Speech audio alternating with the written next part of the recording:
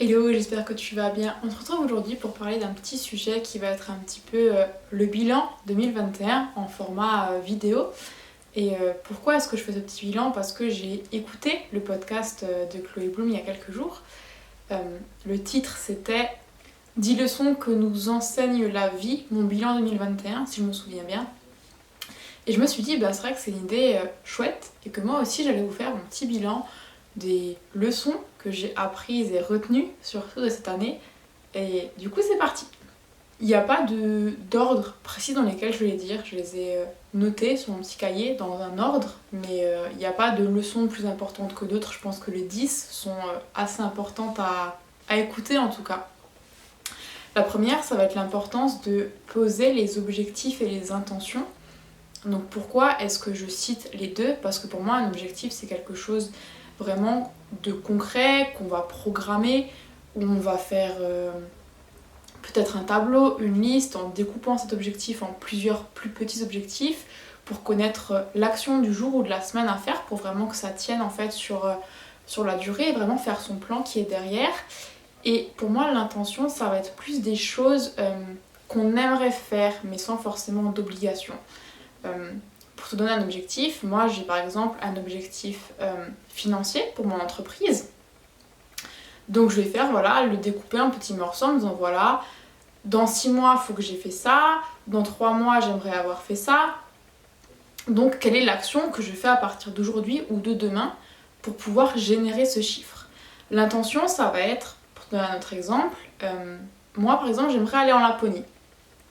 C'est quelque chose qui me tient à cœur, que j'ai en tête depuis un petit moment, mais que c'est pas forcé que ce soit cette année. Si j'arrive à le faire cette année, c'est bien.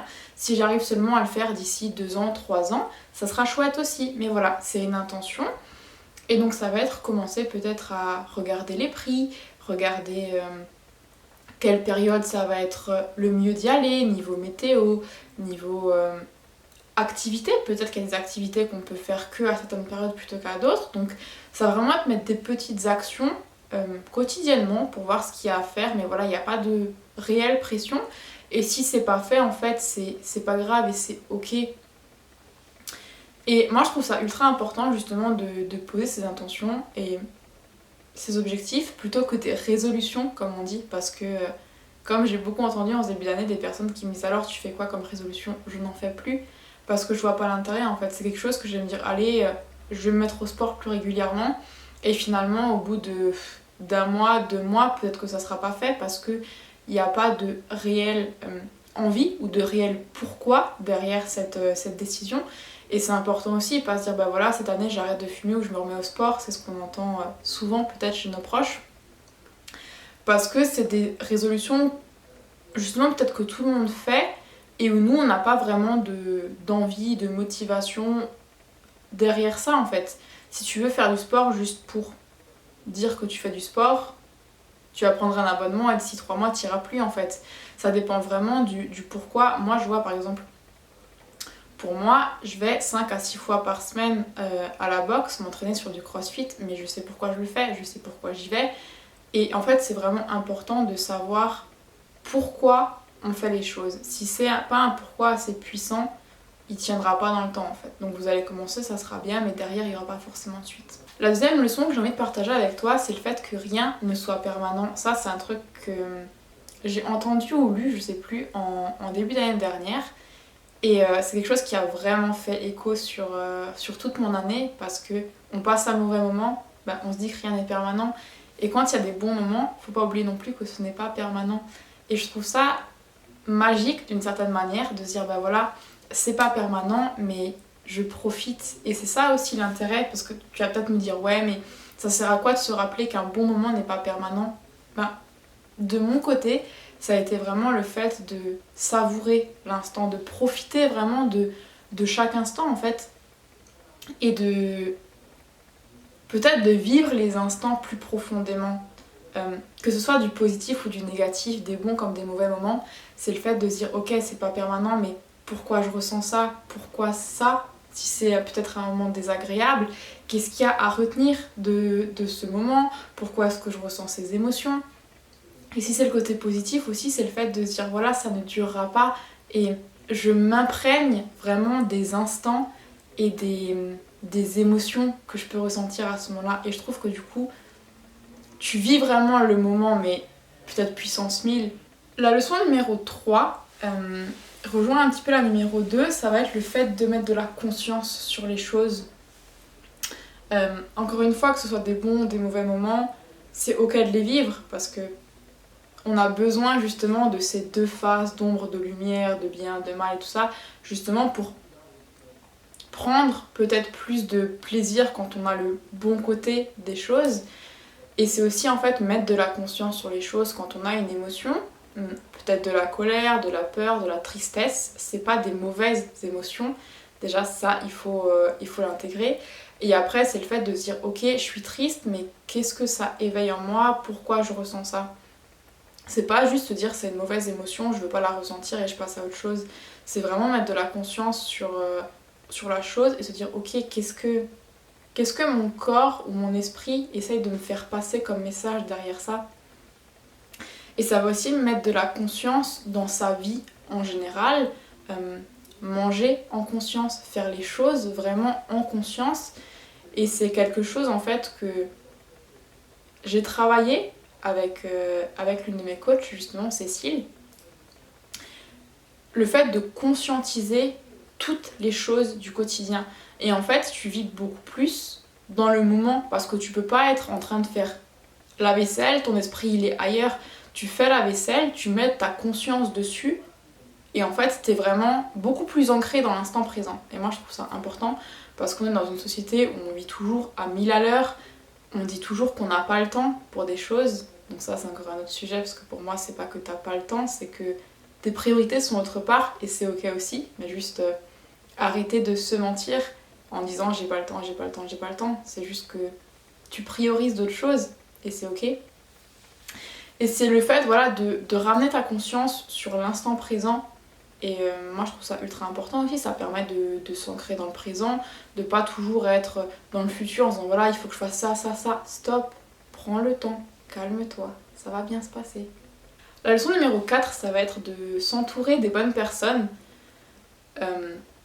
S'il y a une leçon que j'ai retenue aussi cette année, ça va être le fait que dans la mesure où rien n'est permanent, tes relations avec les autres ne le sont pas non plus. Et c'est ok en fait. C'est pas parce que tu as des relations avec des personnes depuis longtemps que forcément elles vont encore durer longtemps. Et c'est important de pouvoir s'entourer des bonnes personnes pour pouvoir être dans les bonnes énergies aussi. Le fait peut-être d'être entrepreneur et d'avoir que des salariés autour de toi, c'est le fait de se dire bah voilà, les gens ne comprennent pas forcément ton mode de vie, comment tu vis les choses, quelles sont tes difficultés, et je pense que c'est important de pouvoir s'entourer de personnes qui te ressemblent, qui vivent peut-être les mêmes difficultés ou les mêmes joies dans les instants présents, mais aussi de personnes en fait qui t'inspirent et qui peuvent, à travers leurs actions, leur manière d'être, ou peu importe, t'inspirer. Parce que du coup, inconsciemment en fait, le fait de les côtoyer, tu vas être tiré vers le haut. Et faut pas oublier qu'on est la moyenne des 5 personnes qu'on côtoie le plus, et 5 c'est beaucoup sans l'être. 5 personnes finalement, quand tu regardes avec qui tu traînes, tu les invites, que ce soit ton conjoint, que ce soit tes parents si tu vis avec eux, peut-être ta famille si tu les vois régulièrement, et tu te rends compte en fait que le quota des 5, tu les as très vite atteints. Et dans un autre sens, si t'es quelqu'un qui sort beaucoup machin, les 5 tu les as aussi peut-être rapidement. Donc je t'invite vraiment à faire le point sur ce que les personnes que tu côtoies actuellement peuvent t'apporter. Est-ce qu'elles comblent tes besoins ou non? Et si la réponse est oui, ben c'est génial, change rien. Et si la réponse est non, que tu te rends compte que tes besoins ne sont pas forcément comblés, je t'invite du coup à essayer de voir peut-être que t'as d'autres personnes qui t'inspirent plus, que tu peux ne serait-ce que suivre sur les réseaux sociaux en fait. Moi j'ai des personnes qui m'inspirent énormément mais que je ne côtoie pas parce que peut-être que ce sont des gens comme Chloé Bloom par exemple qui m'inspirent en tant que femme, en tant qu'entrepreneur et des choses comme ça, donc je la côtoie pas personnellement mais c'est quelqu'un que je suis sur les réseaux et c'est important aussi en fait d'avoir des personnes sur les réseaux où tu vas pas tout le temps te comparer, où tu te dis je suis nulle. Il y a des personnes, par exemple, qui vont avoir que des gens fitness qui vont suivre sur Instagram, par exemple. Instagram qui est beaucoup par la photo. Et où finalement, chaque fois que tu vas ouvrir Instagram, tu vas être frustré, tu vas dire mais moi j'arrive pas à faire ça au niveau sport, au niveau performance. Tu vas voir le physique de la personne, tu vas dire mais non, mais moi je suis pas bien, machin. Donc ça sert à rien. Peut-être que tu pourrais faire un tri sur tes réseaux sociaux, que ce soit Facebook, Instagram, peu importe, en te disant voilà, est-ce que cette personne, quand je l'ouvre, elle m'apporte de la joie, du bonheur, de l'inspiration, ou est-ce que au contraire, elle m'apporte que de la frustration, de la comparaison, des émotions en fait qui vont te mettre en énergie basse. Le point numéro 5, ça va être sur l'amour de soi. On a tendance à croire que l'amour de soi, c'est juste s'accorder un petit moment dans la journée ou dans la semaine. Et pour moi, c'est bien plus que ça. Alors certes, c'est important de prendre du temps pour soi, parce que comme je le disais avant, on vit à 1000 à l'heure, donc se poser et être avec soi-même, c'est important. Mais l'amour de soi, ça passe aussi par l'entretien de ton corps. Donc que ce soit le fait de lui donner le sommeil dont il a besoin, que ce soit manger de manière saine, le fait de pouvoir bouger, donc pas forcément faire un sport de fou comme de la boxe, du crossfit ou des choses qui te plaisent pas. Si toi, juste ce qui te fait kiffer, c'est de marcher dans la nature, mais va marcher dans la nature, que ce soit au bord d'une rivière, que ce soit dans une forêt. Trouve en fait un moyen qui te permet de pouvoir bouger et apporter à ton corps en fait l'énergie que tu as quand tu bouges et ce qu'il a besoin ton corps justement pour bien fonctionner, d'être en mouvement et pas juste d'être sur une chaise si tu travailles peut-être dans un bureau ou des choses comme ça. Donc c'est aussi ça, l'amour de soi, prendre soin de soi, de ce que tu mets dans ton corps. C'est peut-être qu'il a besoin de compléments ou par rapport à ce que tu manges, peut-être rééquilibrer, manger des fruits ou des légumes de saison qui viennent pas de l'autre bout du monde. C'est aussi ça en fait pour moi l'amour de soi. Le point numéro 6, ça va être le fait d'aimer ce que tu fais. Moi je me suis vraiment lancée dans l'entrepreneuriat donc à 100% il y a un peu plus d'un an. Et je me suis rendu compte que malgré les difficultés, j'aime ce que je fais. Il y a des moments où c'est vrai, c'est compliqué, où tu doutes, où tu te poses plein de questions. Mais le fait d'aimer ce que je fais, d'accompagner les personnes que j'accompagne, c'est ça qui me donne la motivation de me lever tous les matins, de bosser. Parce qu'on pourrait dire voilà, je suis toute seule, j'ai pas d'équipe pour l'instant. Donc si je me lève à 11h et que finalement je travaille qu'une heure ou que je fais pas ce que j'ai à faire, que je reporte à demain, si j'avais pas cette minimum de discipline, si je peux employer ce mot, l'entreprise elle tournerait pas. Et le fait d'aimer ce que tu fais, c'est ce qui te motive et ce qui te permet d'avancer réellement chaque jour, d'être en bonne énergie aussi. Ceux qui sont pas forcément entrepreneurs mais qui sont employés ou salariés qui me disent moi je suis obligée de me lever, je travaille pour quelqu'un. Ouais mais le fait de te lever et d'avoir du plaisir justement de pouvoir contribuer à la société, de pouvoir travailler avec les gens avec qui tu travailles, ça n'a pas de prix en fait. Parce que si tu te lèves avec la boule au ventre, la question que je te pose c'est pourquoi tu continues ? Pourquoi tu t'infliges ça ? Ça fait partie de l'amour de soi et de comment tu traites ton corps en fait, pendant combien de temps tu vas accepter encore d'avoir envie de vomir quand tu vas bosser, pendant combien de temps tu vas t'infliger ça. Le point numéro 7, ça va être le fait que pour moi, il n'y a pas d'échec, il n'y a que des opportunités de pouvoir apprendre. Je vais de nouveau m'adresser aux entrepreneurs, si tu lances quelque chose et que ça marche pas, c'est pas un échec, tu t'es pas loupé ou t'as pas perdu ton temps. T'as essayé un truc, tu sais que ça marche pas, donc tu fais un pas en plus vers ce qui marche. Dans ta vie de tous les jours, c'est pareil en fait, il n'y a pas d'échec dans une relation, c'est juste que tous les deux vous avez évolué, vous n'avez plus le même point de vue. Chacun grandit et chacun continue sa route à sa manière. Et ça va vraiment être ça, le fait de pouvoir chercher qu'est-ce que tu peux apprendre de chaque situation. Donc quand les choses elles sont positives et qu'elles marchent comme tu veux, tu réfléchis pas forcément. Mais par contre, quand il y a quelque chose qui marche pas comme tu le voulais, des choses où tu le vis vraiment mal parce que pour toi c'est un échec, peut-être tu dis t'es qu'une merde, voilà, je me suis loupée, machin. Alors déjà on passe tous par là, c'est ok. Mais c'est vraiment ça en fait, le fait de te poser et te dire voilà, ok, pourquoi ça a pas marché, qu'est-ce qui s'est passé, qu'est-ce que je peux retenir en fait de ce moment, parce que Parce que pour moi, en fait, derrière chaque situation négative, il y a quelque chose qu'on peut en retirer pour en sortir plus grand. Donc c'est loin d'être facile à chaque fois, mais je pense que ça vaut le coup justement. Le point numéro 8, ça va être d'évoluer constamment. Donc le fait d'apprendre sur des sujets qui t'intéressent pour pouvoir évoluer et ne pas juste en fait rester sur ses acquis. Que ce soit en fait en tant que personne, en tant que chef d'entreprise ou en tant que femme, petite amie ou des choses comme ça, je pars du principe que je suis jamais parfaite et j'ai toujours des points sur lesquels je peux m'améliorer. Et le fait de grandir de mon côté me permet de pouvoir mieux grandir avec les autres. Et je pense que c'est un point important aussi de ne pas rester toujours sur son petit matelas doré, peut-être à dire voilà, je connais tout, je sais tout. Non, parce que tout évolue et il y a toujours des nouvelles choses à apprendre. Et c'est pour ça que, par exemple, moi, je lis beaucoup sur des sujets qui m'intéressent, divers et variés, que ce soit l'entrepreneuriat, que ce soit le développement personnel, les énergies, les huiles essentielles. Il y a plein de choses qui m'intéressent, donc j'ai pas assez de temps, je m'accorde pas assez de temps, on va dire, pour lire autant que je le voudrais. Mais je me rappelle, il y a quelques années, lire un livre, c'était horrible. Quand il fallait que je lise des livres en cours, je demandais à ma soeur de me faire mes devoirs parce qu'elle, elle aimait lire. Moi, je détestais, en fait, je comprenais pas l'intérêt de lire. Et je pense que j'ai eu le déclic l'année dernière où je me suis dit, voilà, je commence à lire un livre, puis deux, quand j'ai commencé à m'intéresser au développement personnel. Et en fait, c'est des sujets qui m'ont tellement intéressée que finalement, l'année est passée, je me suis rendu compte que j'avais lu une quinzaine de livres.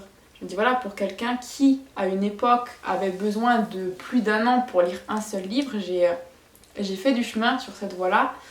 Et je pense que c'est important que ce soit la lecture ou que ce soit d'autres moyens d'apprentissage, des vidéos, des podcasts. Je pense que c'est important de se nourrir intellectuellement et de s'ouvrir à des nouveaux sujets ou à développer des sujets qu'on connaît déjà. En tant que coach, le fait de pouvoir évoluer permet aussi de mieux accompagner en fait ses clients. Le point numéro 9, ça va être de se faire passer en priorité. Si t'es pas bien avec toi-même, que ce soit pour une raison X ou Y, tu seras pas bien avec les autres et ça va se ressentir. Et il y a des choses où si tu dis tu les fais pour les autres, tu te sacrifies en fait toi-même. Et je pense que c'est important de faire de soi une priorité. S'il y a un repas, une soirée, peu importe où t'as pas envie d'aller, ne te force pas en fait. Sois juste en paix avec toi-même et juste écoute-toi, écoute tes besoins. Si il y a une soirée, que ça va finir tard, que tu le sais, que tu as besoin de sommeil, que tu sais que le lendemain tu travailles tôt, tu peux refuser en fait. T'es pas obligé parce que les autres te proposent un truc d'accepter tout le temps. Et c'est pas parce que tu refuses une fois que les personnes vont arrêter de t'inviter ou que tu vas moins compter pour eux. Et c'est vraiment le truc de faire les choses pour toi et pas pour les autres. Parce que à force d'écouter toujours les autres et de pas écouter tes propres besoins, tu vas rentrer dans un genre de cercle vicieux où tu vas être tout le temps frustré, tu vas peut-être être tout le temps en colère, tu vas pas te sentir à ta place et ça va se ressentir dans les énergies avec les personnes avec qui tu vas être. Ça va sentir en fait quand t'es pas bien, ça se sent. Donc je t'invite vraiment à prendre le temps de t'écouter, d'écouter tes besoins, d'écouter tes envies en fait tout simplement parce que s'il y a quelque chose auquel t'as pas envie de participer, t'as pas envie d'aller, tu as le droit de dire non en fait.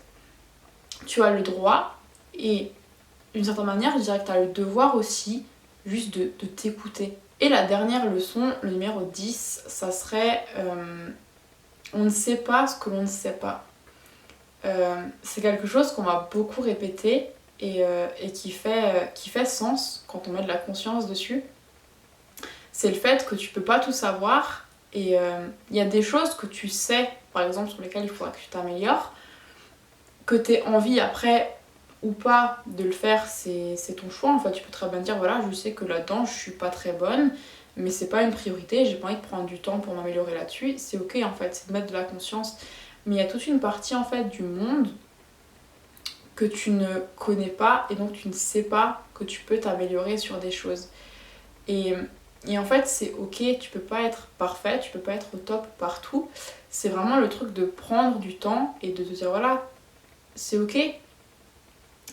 Et ça va vraiment être le fait de pouvoir relativiser, de prendre de la distance sur tout ça. Donc si je devais vraiment résumer, ça va être le fait de t'écouter, faire passer tes besoins en priorité et juste d'être en paix avec toi-même. Prendre vraiment du temps sur ce dont tu as besoin, ce dont tu as envie, que ce soit dans la vie en général en fait, que ce soit le fait de dormir, le fait de manger quelque chose sans culpabiliser si tu en as envie, le fait de faire du sport, il n'y a pas d'obligation en fait. Et si un sport ne te convient pas, essaye-en d'autres. On a tous quelque chose qu'on aime faire qui nous permet de bouger. Donc c'est trouver en fait ce qui nous convient et t'arriveras jamais à trouver le truc qui te convient tout de suite. En tout cas pas partout, pas dans les domaines de vie généraux. Il y a des choses où voilà, tu vas tester quelque chose, tu vas dire waouh c'est génial et profites-en, mais il y a des choses où tu trouveras pas tout de suite. Et c'est ok de tâtonner, de continuer à chercher. Et je pense que c'est ça le plus important, c'est de pas se résigner sur un échec, mais c'est vraiment le fait de continuer à chercher continuellement ce qui te convient le mieux. Et il se peut aussi qu'il y ait quelque chose qui te convienne très bien maintenant, et où dans 6 mois, dans 1 an ou dans 10 ans, tu te rends compte que ça te convient plus. Et c'est ok de lâcher prise sur tout ça et de prendre de la distance et de dire ok mais maintenant qu'est-ce que je fais? Comment je continue? Qu'est-ce qui me conviendrait le mieux à l'instant T? C'est de remettre souvent ou régulièrement les choses en question en disant voilà, est-ce que ça me va toujours ou est-ce que là je me sens plus bien et du coup il faut que je réoriente.